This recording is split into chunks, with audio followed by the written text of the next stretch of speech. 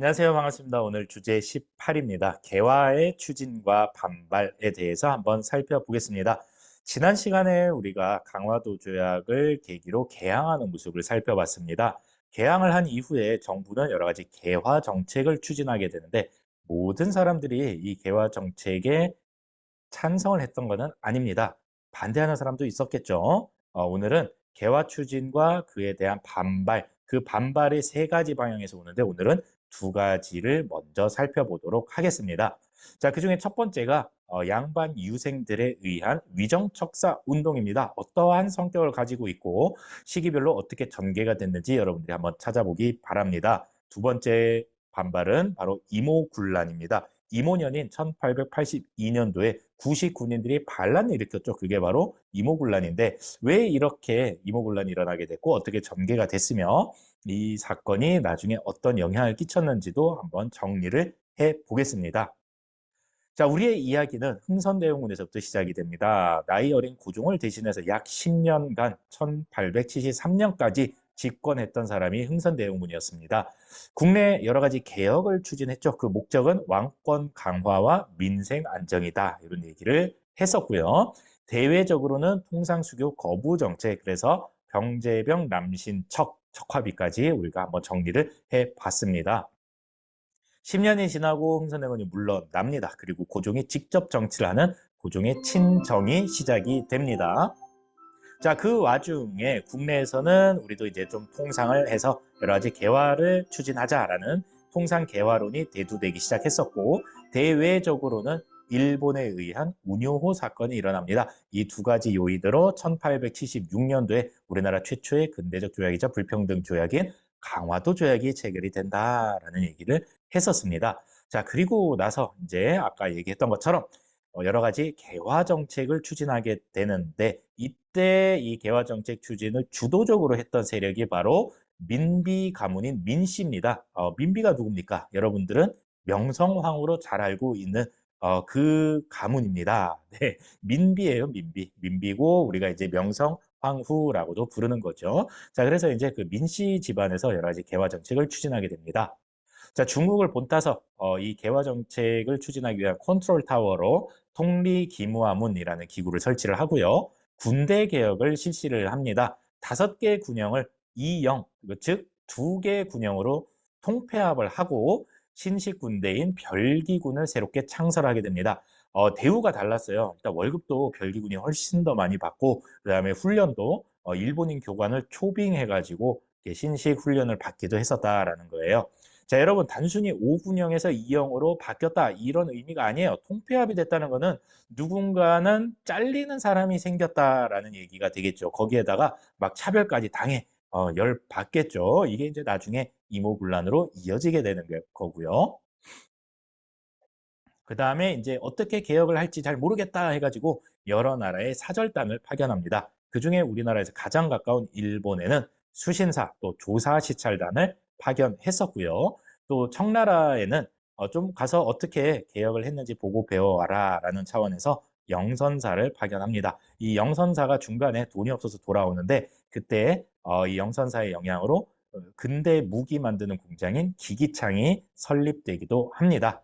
자, 마지막으로 미국에는 보빙사를 파견하기도 했었습니다. 자, 이렇게 여러 가지 개화 정책을 추진하고 또 여러 나라의 사절단을 파견하는 와중에 이제 첫 번째 반발이 일어납니다. 바로 보수 유생들에 의한 성리학 질서를 지키자라는 운동, 바로 위정척사 운동입니다. 한자를 쓸 줄은 몰라도 좀 풀이를 할 줄 알면 좋아요. 위정척사 무슨 뜻일까요? 네, 바를 정자죠.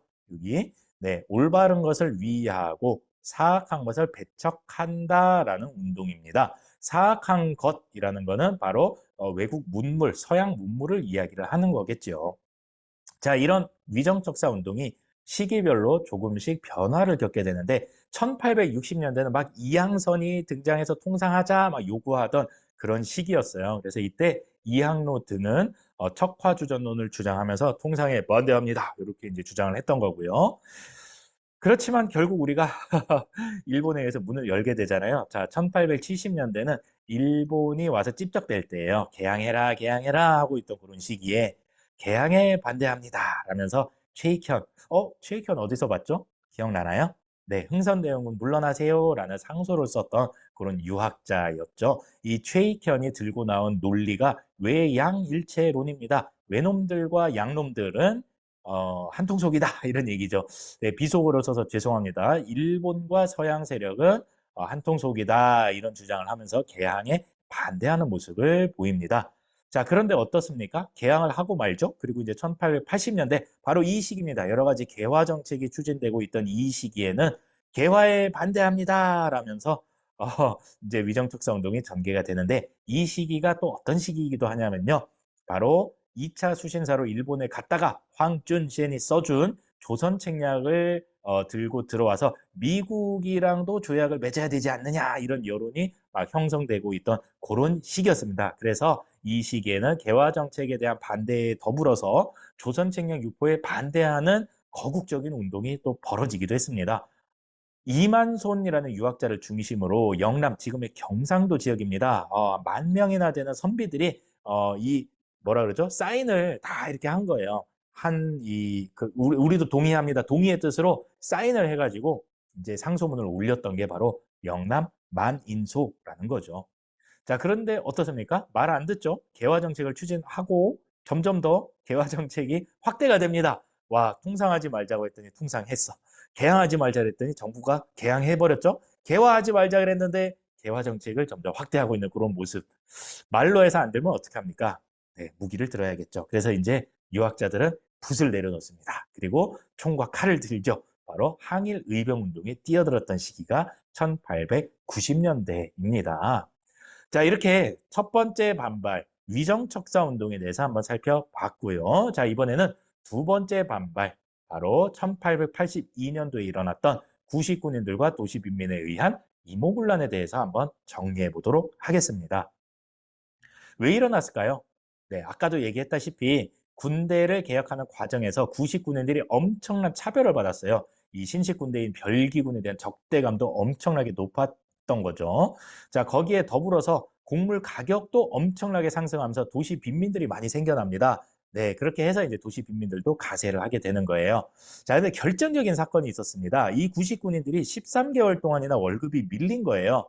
이 당시에는 현금 또는 이렇게 은행 송금을 하지 않고요. 월급을 쌀로 줬다죠. 13개월 만에 야, 우리 이제 월급 줄게. 밀린 거 다 줄게. 라면서 이제 집합한 거죠. 자, 그렇게 해서 이제 쌀 한 포대기를 13개월치 월급이죠. 그거를 이제 나눠 준 거예요. 그런데 집에 가서 이 쌀자루를 열어봤더니 절반 정도는 모래나 이렇게 벼이삭 있죠? 쌀겨. 예, 그걸로 부피를 채운 거예요. 그러니까 한마디로 말하자면 월급 현찰로 주는 척하면서 그 사이사이에 부루마블 돈을 껴놨다 이런 얘기입니다. 말도 안 되죠. 빡칠만 합니다. 네, 그렇게 해서 이 구식군인들, 화가 난 구식군인들과 먹고 살기 힘들었던 도시 빈민들이 같이 합세해가지고 반란이 일어나게 되는 겁니다. 이 모든 것은 다 일본 때문이다 라면서 일본 대사관, 즉 일본 공사관을 습격을 하기도 하고요. 막 불태워버립니다.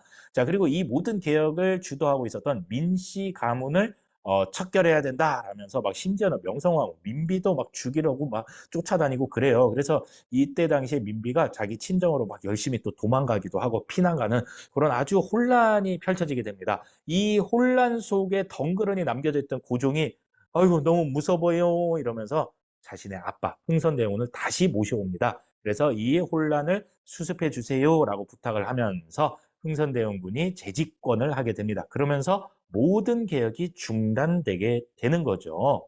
자, 그런데 이 군대 반란, 이모군란은 오래가지 않습니다. 반란이 일어났다라는 소식을 들은 조선이 모시고 있던 큰형님 역할을 하고 있던 나라 어떤 나라였죠? 네, 청나라죠. 청나라가 큰형님 노릇 좀 해야지 라면서 군대를 끌고 와서 이 이모군란을 싹 진압을 해버립니다. 그리고 나서 그 책임을 묻고 흥선대원군을 청나라로 납치, 압송을 해 가기도 합니다.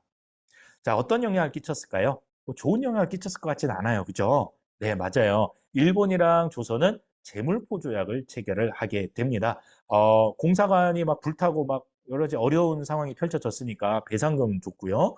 그다음에 다시 니네가 반란이 일으킬지 모른다. 우리 백성들은 우리가 지킨다라면서 일본 군대가 우리나라에 들어와서 주둔을 하게 되는 거예요. 자, 청나라랑도 우리가 여러 가지 합의를 보게 되는데 군대가 이제 들어왔잖아요. 진압을 하러. 이 군대가 난이 끝나고 나서도 돌아가질 않고 계속 주둔하게 되는 거예요. 그러니까 지금 어떤 상황이냐면 조선에는 일본 군도 들어와 있고 청나라 군대도 들어와 있는 그런 상황입니다. 외국 군대가 두 나라나 들어와 있는 거죠. 자, 그리고 우리나라 내정과 외교 간섭을 위해서 고문을 파견합니다. 자, 고문은 막 괴롭히는 그런 고문을 이야기하는 게 아니에요. 일종의 직책이죠, 직책. 여러 가지 조언, 자문을 해주는 그런 직책으로서 고문이라고 이해를 하시면 되겠습니다. 그리고 한번 따라해 보세요. 조청, 상민, 수륙, 무역, 장정이라는 아주 이름이 긴 10글자나 되는 그런 조약을 조선과 청나라가 체결을 하게 됩니다. 자, 그래서 이 조청, 상민, 수륙, 무역, 장정을 계기로 청나라 상인들이 이제는 개항장을 넘어서서 우리나라 내륙, 즉 내지까지 와서 장사를 할 수 있는, 통상을 할 수 있는 길이 열리게 되는 겁니다. 자, 그래서 다시 순서를 정리를 하자면 이모군란을 계기로 조청상민 수륙 무역장정이 체결이 됐고 이로써 청나라 상인의 내지 통상이 이제 내지 통상을 할 수 있는 길이 열렸다. 이렇게 여러분들이 좀 순서대로 이해를 하면 좋겠습니다. 네, 오늘은 여기까지 정리를 마치도록 하겠습니다. 수고했습니다. 안녕.